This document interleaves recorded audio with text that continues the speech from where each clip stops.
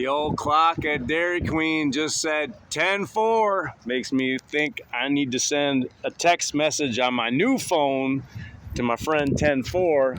He was not at the Mood Boost walk the other day, but I was thinking about him going on his 8.5 mile runs, wondering if he needed some company. The company of an old man. You know, I love being the first customer at Dairy Queen. Every day just makes me feel good. You know, one of the foods that is very crucial to the story of Nacho Libre, as I've said many times, is get that corn out of my face. Well, Archie's popcorn, oh my gosh, Archie's world famous popcorn, that is the corn you do not want to get out of your face. It is the corn you want to put inside of your face. So I don't know if there's going to be an Archie's popcorn pop up here at the Dairy Queen. I'm kind of waiting, hoping for a little free advertising for Archie's popcorn here. Caramel Java chip. Anyway, daylight's burning. I got to get this book to my main man Rooster. I got to get him some Archie's popcorn. And I got to tell him a story about this cup. You know, Archie's is by far my favorite popcorn in the world. Well, this cup, well, right here, is my favorite cup in the entire universe. So I might have to give this to Rooster. Because, like, if something is really, really, really important to you, it's important to, hey, flowers are like friends. There's Archie's popcorn. They bring color to your world. Oh man, now that, thank you very much. Boom, let's get inside.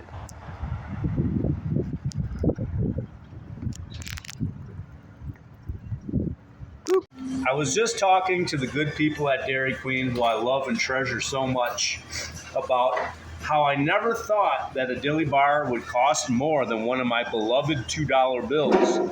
It's just inflation. It's not their fault. It's just kind of the way things are going in the world today. So a dilly bar costs $2.19 now.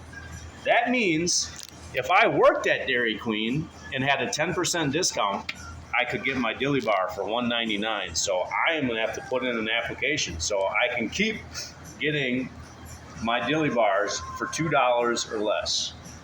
That sounds like a genius idea to me. I've loaded up the popcorn in the car. I got my favorite mug of all time. I saw the police car over here, and the car is running, but there is no officer inside it, which is kind of unfortunate. I was hoping to get a chance to talk. Every time I get a chance to talk to the Neenah PD, I take a chance just to say thank you, appreciate you, and ask a question or two about what it takes to be a good citizen of Neenah, Wisconsin. I had a really, really awesome encounter with a gentleman named Officer Edwards the other week, talking about how you can best help the homeless people of Neenah, Wisconsin. And he was wearing a body camera at the time, and it just kind of got me thinking.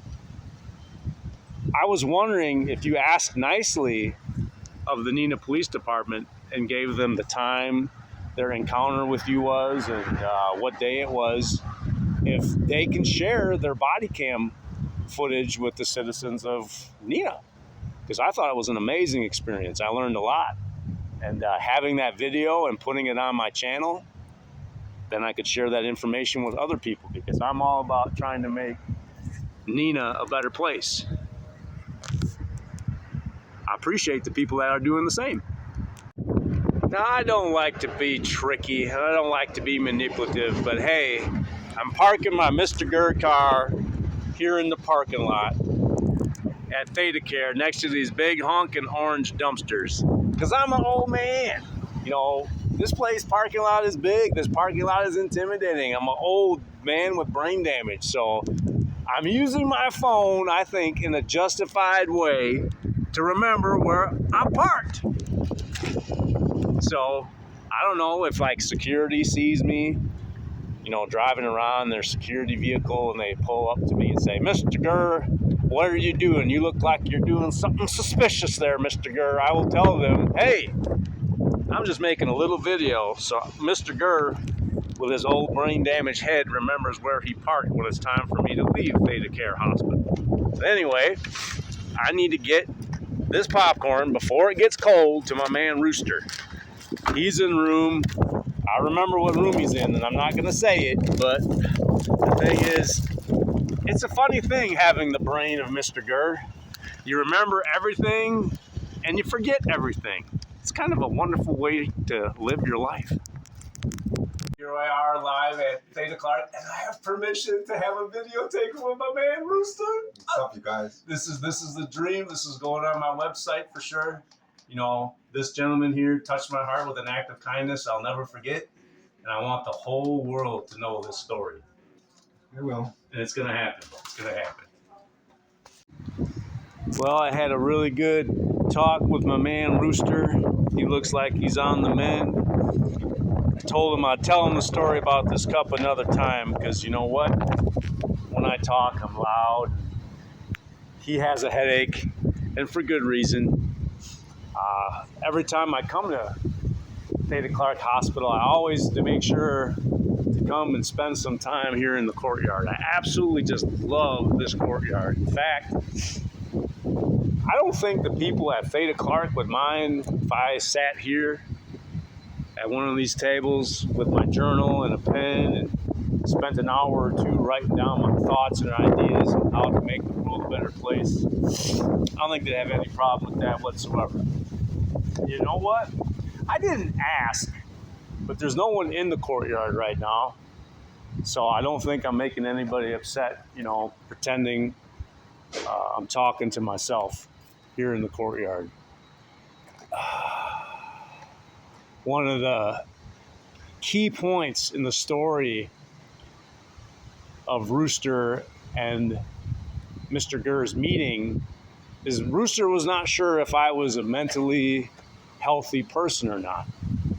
You know, encountering a man sitting on top of a hill by a bridge, he kind of assumed, well, you know what? That guy could be having some serious mental issues. And he stopped and asked if I needed help anyway. That's the kind of stuff that makes the world a better place. Those are the kind of stories that are worth telling in a hospital and worth sharing to the world in a hospital. Because that's what a hospital is supposed to be. It's supposed to be a place where people feel good. They feel better. That's the whole idea. I really like Theta Care. It's my number 3 favorite hospital. I asked a young lady, one of the nurses that was taking care of Rooster, I said, do you like working here? And she said, yeah. And I gave her a stare. Do you really like working here? And she thought about it a minute. She said, well, I worked here, I left, and I came back. I said, you know what? I would do the exact same thing at my job in the monastery because that's how much I love my job too. If they said, you know what, Mrgrrrr, after further review, we feel we made a mistake. Can you please come back to work? I said, I'll be there in 10 minutes. Kevin would be upset because then I wouldn't be working on Godmaker. But you know what? There's a lot of ways people can help out in the world. And a lot of people struggle finding how they fit into that world and how to make it a better place. I think that's kind of part of the human condition. So one thing is for certain, Rooster and Mrgrrrr were destined to meet. They have met, and oh my gosh, they are going to have adventures together. Raising a toast to the further future adventures of Rooster and Mrgrrrr. I just got done talking to a nice lady named Sarah. This gentleman right here, who's on this picture and proud to be on this picture, escorted me up the elevator today to find my man Rooster. So I'm not going to say his name, but I can say, hey, thank you. And while we were walking together and talking, Turns out that he is from a neck of the woods that my buddy Kevin's from. And he does the summer in Wisconsin just like Kevin does. And he is spending his time volunteering at this hospital, trying to make it a better place. I think my wife would be extremely happy if I got out of the house a little bit more and did a little bit of that good old volunteer work, trying to make the world a better place. I think they're trying really, really hard to do that here at Theta Care. Live Life Inspired. A sweet old lady by the name of Audrey gave me this little breast cancer awareness ribbon. And the cool thing about that breast cancer awareness ribbon is when you're done with it, you soak it in water, and then you put the ribbon in your garden. It has seeds inside of it. So she said maybe sunflowers will grow out of it. Now, it says on the package it's wildflowers, but she loves sunflowers. I love sunflowers. And it would be pretty inspiring to see some sunflowers growing in Mrgrrr's garden from this little pink ribbon. Now I got to try to find those orange dumpsters where I parked. And the thing is, the parking lot is a lot more packed than it was when I came here early this morning. But I miss this place. Like this hospital, this is where I used to do my business before my insurance changed. I went to the birthing center and asked if they still gave out these cups. And they're like, no, we haven't given out those cups in years. Like mine is so old, it's got a little bit of mold. Can you see that black stuff there? Kind of right above the heart. Where is it? Let me see if I can. Yeah, there it is. See those little black specks? That's mold. Probably should not be drinking mold with your orange juice, but even though I don't use this cup for drinking anymore, it still has a lot of sentimental value to me. It's very important. So if they would have had new ones for sale, I would have bought it. That way I could drink out of it again. So, hey.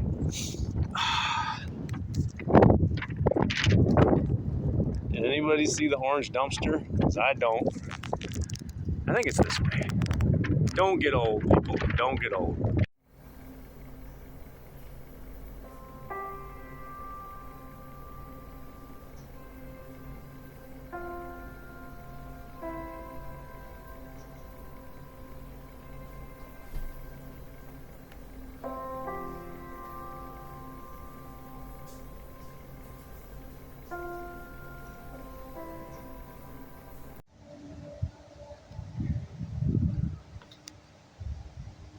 Even at 9 years old, he's ready to make a mark on the world. That's my boy.